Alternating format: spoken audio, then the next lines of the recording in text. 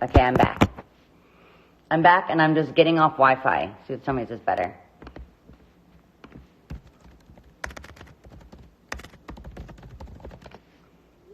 Okay.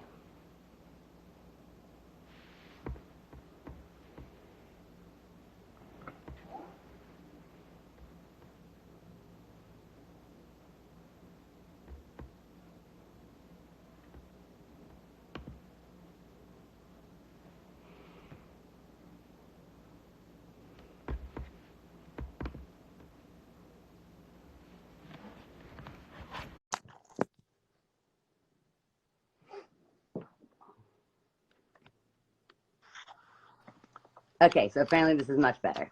Much better. Much better. Okay, so we talked about the pros and cons, the blessing and curse of social media, which is the B in Bright Minds. So pros, connection, information, community, staying in touch with people when you're physically not in the same place, even in different countries or states, which I miss my dad a lot, who's in Tennessee, but he can't figure out how to work the FaceTime, much like I don't know how to work the live. And then the cons are fake news, clickbait for advertisement dollars, and companies banking on your fear. And so R is reliable sources. So my top source that I've been using right now to get clean, safe information is cdc.gov, which is official. And I also go through my friends at the Happy Hippie Foundation. Dr. Amen, where do you like to get your information? And what would you say are safe, reliable sources that you like to keep connected with? So I agree with you. I think cdc.gov is a great source. I also use Johns Hopkins and the Mayo Clinic. Okay. And then we want to avoid, which you tell me to do this even in, all 365 out of the year. Avoid drama-loving friends, and be careful of gossipy text chains with poor information. That people are so anxious that they're going to spew it all over others. And like the virus, you don't want to be around someone who's coughing or sneezing. You also don't want to be around someone who's coughing or sneezing toxic information.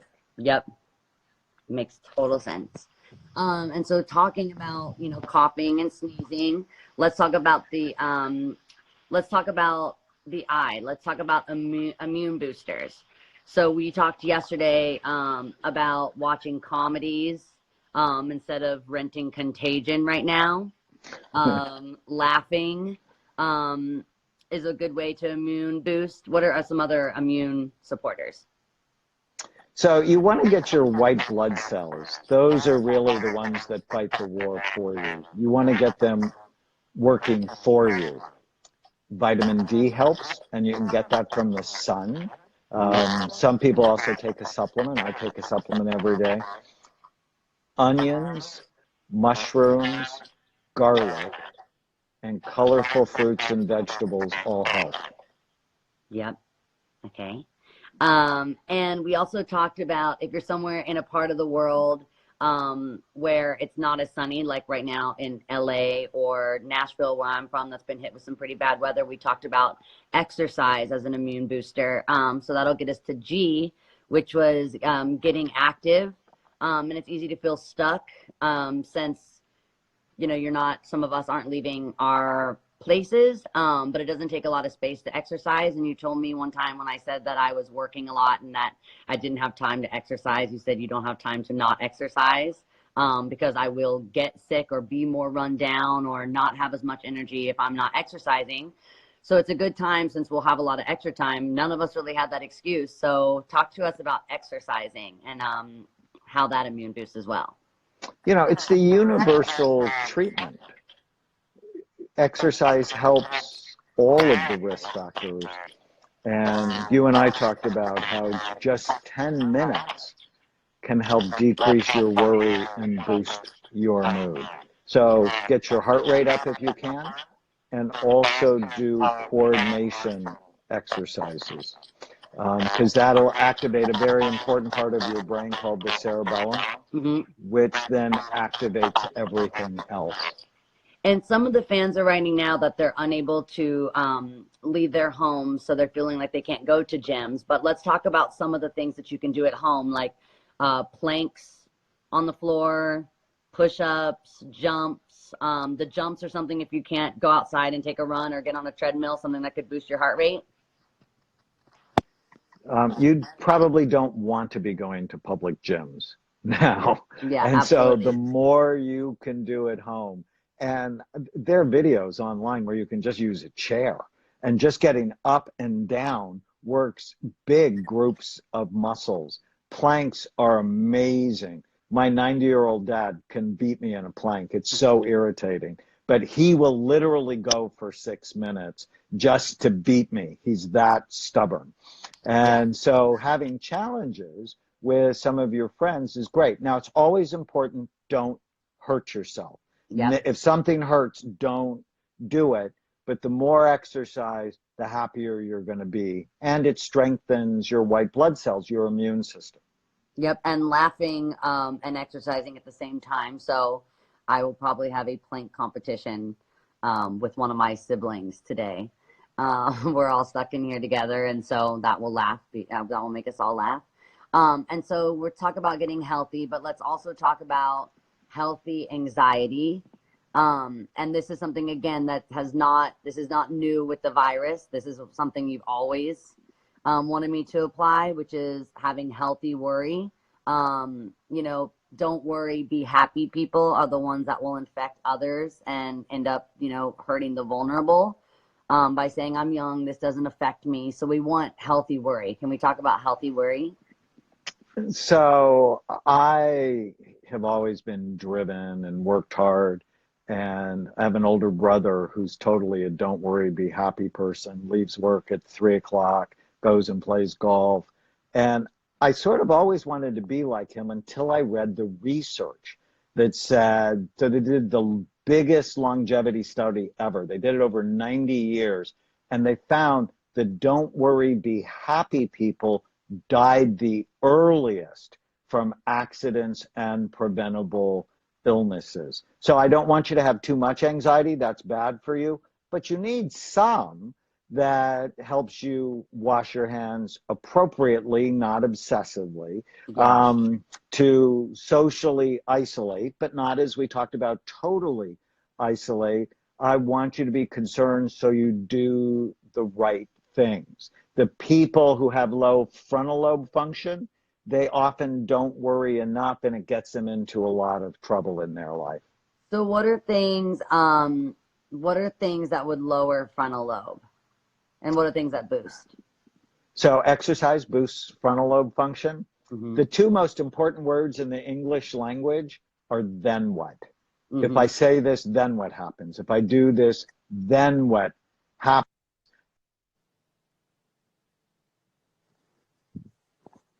It's eating right, sleep, exercise, knowing what you want. So you and I talk about that. So what do you want? And does your behavior get you what you want? The things that lower frontal lobe function, obsessive worry, not sleeping, alcohol, marijuana, terrible food, those are things that lower frontal lobe function. And when you lower frontal lobe function, you start making bad decisions. And with bad decisions, your health is not as good, your money's not as good, your relationships are not as good. Yes. So let's talk about thoughts and attention, and how that determines how you feel, and toxins. So I love what you said. Where you bring your attention determines how you feel. So I know I can get you to cry in like 3 minutes. I just ask you to think about all the things you've lost, all the times you've been embarrassed, and it's like, no, we're not going to do that. I could also make you really happy by thinking of happy memories. And because where I bring my attention to all the incredible stories of heroes now. I read a story last night about a woman. She just goes to the elderly and goes, I'm going to go to the store for you. How can I do that so you don't have to be exposed and still get what you need? I love that. where you bring your focus, your attention will determine how you feel. Yeah. And then some of the toxins will affect that also. That will affect our attention. So we talked about toxins, and we talked about memories are a good way to feel great anywhere, anytime. So anchor yourself to where you are by thinking of beautiful memories, even if that's, you said, maybe walking by a kitchen and thinking about your grandfather and what a great cook he was, or for me, sometimes I just noticed that I had a red sweater in a suitcase I hadn't unpacked, and it made me think about my aunt who always had red lipstick on her teeth. And so talking about memories and how you can anchor them to wherever you are, whether that's on the street, whether that's in your classroom, whether that's in your living room, anchoring yourself to memories. So this is a really cool exercise. So I call it feel great anytime, anywhere. And what I want you to do, what I want your fans to do, is write down 10 of your best memories. Yeah. And then as you walk through your house, anchor them. So for example, the day I married Tana, clearly the best day of my life. And when we were doing our wedding dance, I almost dropped her. And so, and so what I do is the memory is at the front door, because the front of my house, I'm carrying her over and I almost drop her, I don't. But I just start laughing about, one, how important she is, and a very special memory. And then as I go in the kitchen, there's my grandfather, who I was named after, who was my best friend growing up, and he was a candy maker. And so now he's at the stove making a healthier version of chocolate fudge. And I can just walk through my house and pick these great memories, so that whenever I'm feeling anxious or I'm feeling sad, I can go back to where I bring my attention determines how I feel. And I have these anchors of really great memories. Too often, sad memories get attached to certain things, songs, and so on. You know that. And so let's purposefully anchor happy memories to the spaces in your house. Absolutely.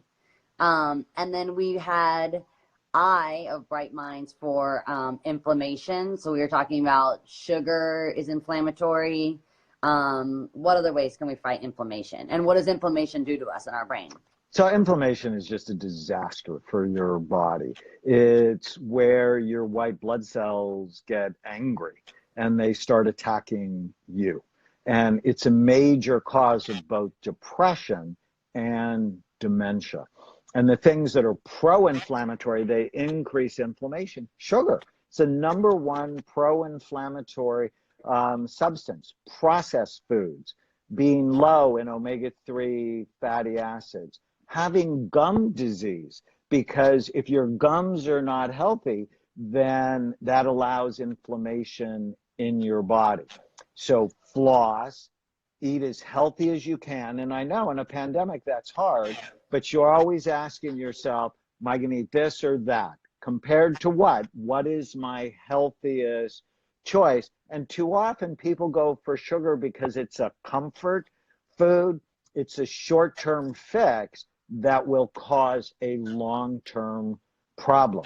And then if you can, fish has healthy omega-3 fatty acids, as does avocados, green leafy vegetables, nuts, seeds.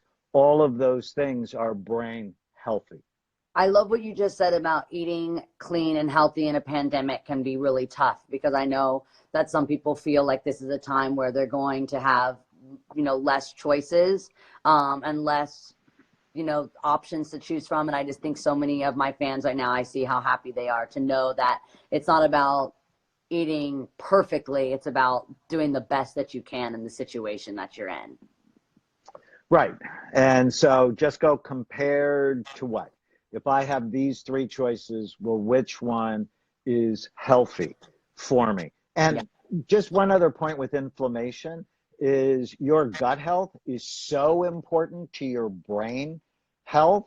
And I'm sort of happy all the bars are closed, because alcohol is directly toxic to the healthy bugs in your gut. So I know, again, it's a short-term fix that, again, will cause a long-term problem. So less alcohol during this time is a smart thing to do so you can maintain your wits, but also the healthy bugs in your gut.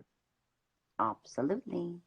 And then, negative thoughts was in. So we were talking about the ants. This is an exercise that literally I think saved my life probably 10 years ago when I first started seeing you at 16 or 17. Ants were completely invading my brain, which are the automatic negative thoughts that I believed every single one that I would have. Every one that crawled into my skull, I believed every stupid thought. I gave myself physical symptoms of things that I didn't even have because I convinced myself in anxiety that I was sick or that my mother was sick or what I would do if I was ever single. And there was just so many ants that I would die if I didn't have a boyfriend or be in a relationship. Obviously, that is not true. So let's talk about negative thoughts and how we can save ourselves from being alive, eaten alive by the ants.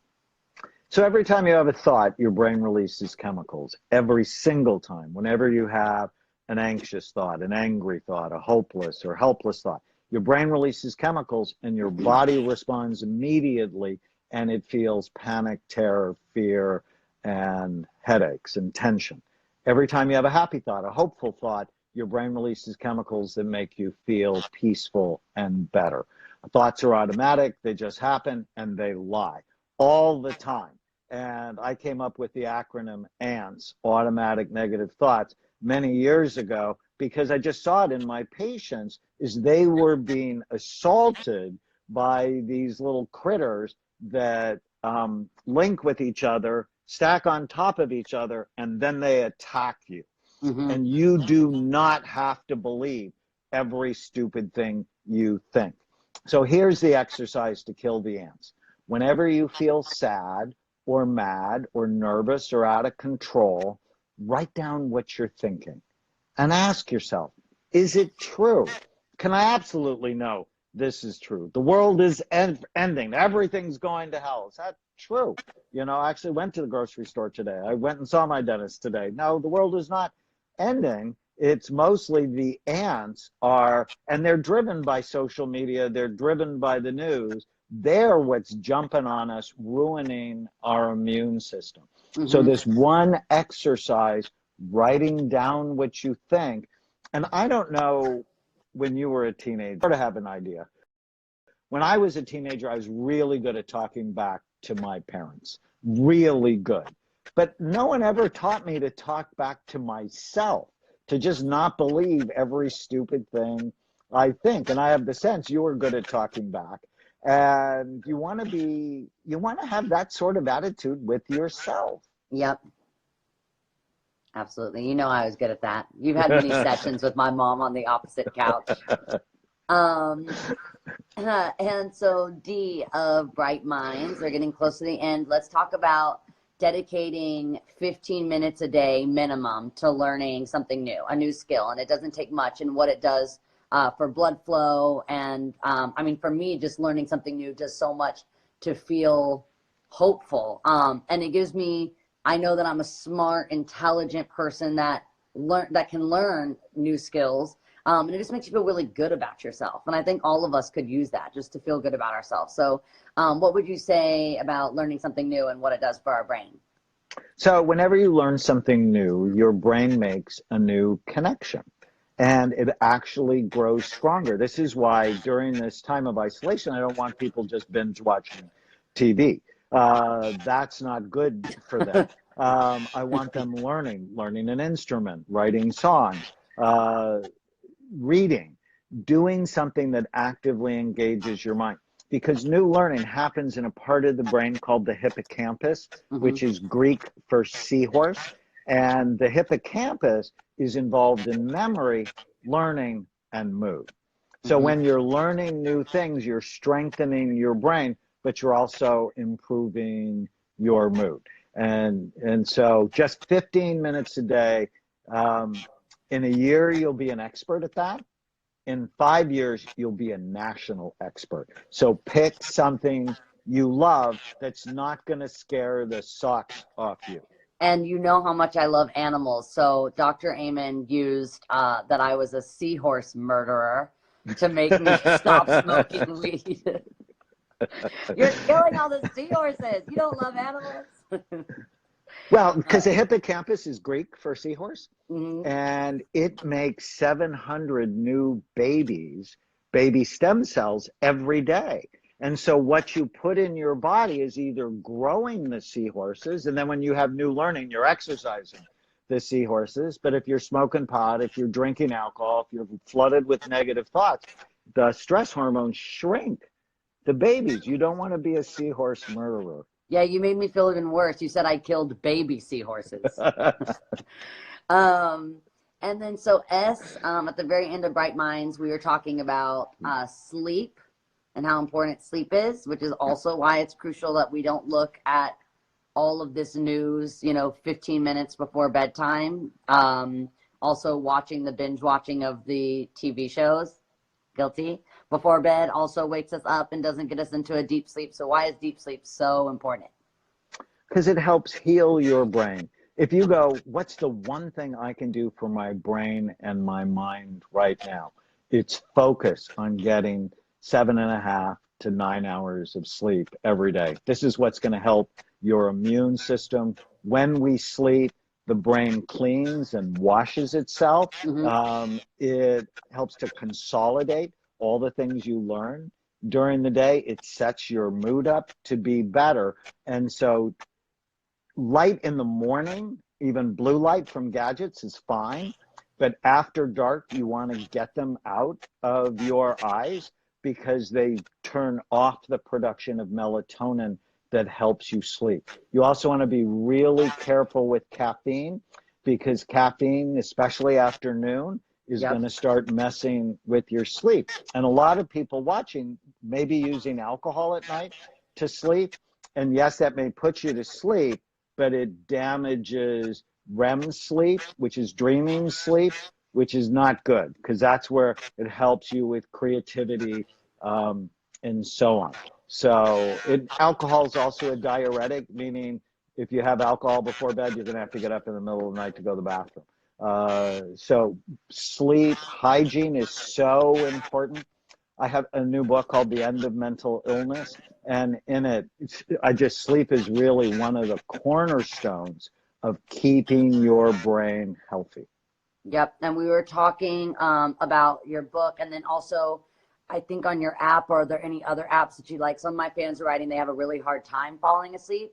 Are there apps or any exercises you can do that can help quiet the mind?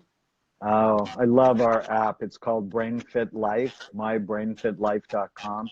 And on it is a hypnosis audio that I make for sleep. It's the most popular part of the app. But there's also music that's scientifically designed to help people sleep. Music, meditation, hypnosis can be just so powerful. And with sleep, actually, with all of these habits, you want to avoid things that hurt it. So bright light at night, chronic worries, not getting rid of the ants, alcohol, caffeine, avoid things that hurt it, and then do things that help it. And a dark room, a quiet room, unless you have music that puts you to sleep, don't fall asleep with the television on. Make it a little bit cooler. The brain likes that when it goes to sleep. And if you find you have these repetitive worries, have a little journal by your bed and write down what's looping in your head and Yep. write down what you can do about it and what you can't do about it. You always want to stay focused on what you can do. But I find when you write it out, it stops looping because you got it out of your head and onto paper. I And like then, that. I like the idea of what you can't do also, because for someone that kind of struggles sometimes with control, and when things are out of my control, it gives me a lot of anxiety and fear. And I think that it's really a nice thought that we can write down what we can do about it, but things that we can't, as well. And just learning how to have that acceptance. Because right now we have to kind of accept that we don't have all the answers, that it's all unfolding every day and we're all learning and it's uniting us because we're all getting the information at the same time.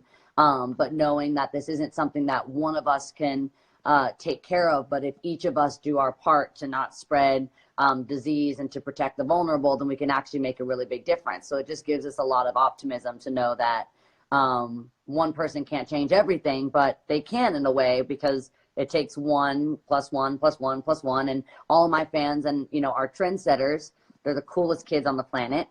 And so I know that by us having this conversation, and then by them knowing how cool it is to take care of one another, and protecting the vulnerable populations with lower immune system or the elderly, there are things we can't do, but there are definitely things that we can. Well, and you want to be the model. Here at Amen Clinics, our core value is authenticity. So what does that mean? We live the message. That people go, well, how do I change my wife? Or how do I change my boyfriend? Is you live these Bright Minds principles. And when you live it, you feel better, and other people are going to want what you have. We talked And about so, brain envy. brain envy. Yes, Freud was wrong. He was about 2.5 feet too low. The thing you want to envy is the 3 pounds of fat between your ears, because your brain runs everything you do and everything you are. So you want to love and care for it. And then so the S that I added was share, because, you know, we talked this morning actually. Talk to me about how sharing this information is so important. Well, I think I told you I did the Daniel plan at Saddleback Church with Rick Warren, and we've had thousands of churches do the program. And what I learned is when you get these Bright Minds principles, when you give them away to someone you care about, what you're doing is you're actually creating your own support group, making it more likely you will stay on the program forever. So I'm so proud of you for sharing this with your fans, because by doing that, it just means you're going to have more supportive people in your life helping you do the right things to keep your brain and body healthy. And it was hard when I was going through getting sober last year, and I felt kind of alone in this. And now seeing that I had 15,000 people watching today, where I have 15,000 allies, and people that will share this same structure with me, the Bright Mind structure, it just makes me feel so supported. And I think right now that's something that all of us can really benefit from, because, you know, when you hear the words social distancing and isolation and quarantine, it's very scary, because you feel like you're going to lose connection, but that's not the truth. That's an ant. We all are able to connect. I'm connecting with 15,000 people right now, as are you, and we can be more connected than ever, because we're so fortunate to live in a time where we're not divided, because we have these devices of connection. As long as we use them in a thoughtful way, it's one of the best times ever. Yep. And so I'm going to ask my fans to share pictures or videos of them actively using the Bright Minds exercise. So whether that's doing your planks, your push-ups, maybe take a photo of something that anchored you. You talked about, you know, having a memory, something in your house that reminds you of someone or a time in your life or something that you loved. Take a picture and tell us that story. You know, just show us the way that you're using the exercise. And I'm going to share that on my stories and repost the way that you guys are being bright-minded. Everyone's so quick to share the bad news, but if we could start a trend of sharing the good news and share only what is helpful and not hurtful. We've talked for so many years about, even if I go into my pantry before I choose a snack, before I grab a jar of weed, before I choose to pour another shot, or to go out with a group of friends that keep me vulnerable, we ask, is this going to be helpful or is it going to be hurtful? And if it's going to be hurtful, then we do not participate in it.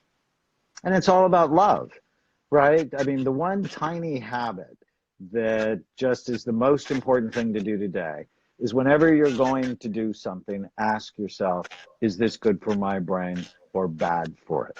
And if you can answer that question with information and love, you love yourself, you love your partner, you love your children, you love your family. You make the right decision. So it's never about deprivation. Oh, I can't do this, I can't do that. That's a 4-year-old's attitude. It's doing the right thing to keep you healthy and happy. That's about love. Thank you so much for spending time with all of us. And you've just been so beneficial to my life. And before I even got to meet you, just, you know, there was a time where I was almost paralyzed in fear of being able to fly. I'd get to the gate and all of a sudden my legs would stop working where I couldn't go forward to get myself to walk and sit on the plane. I was so scared to travel, which does not work very well for someone whose job is to travel around the world and perform for people. And so before I could actually be in your office and have this connection with you, reading your books and using your exercises helped me so much. So I'm just so fortunate to get to share you with the 15,000 people that watch today. And I'll talk to you later. Thanks, Miley. Thank you so much, Dr. Amen. Bye, everyone. Thank you.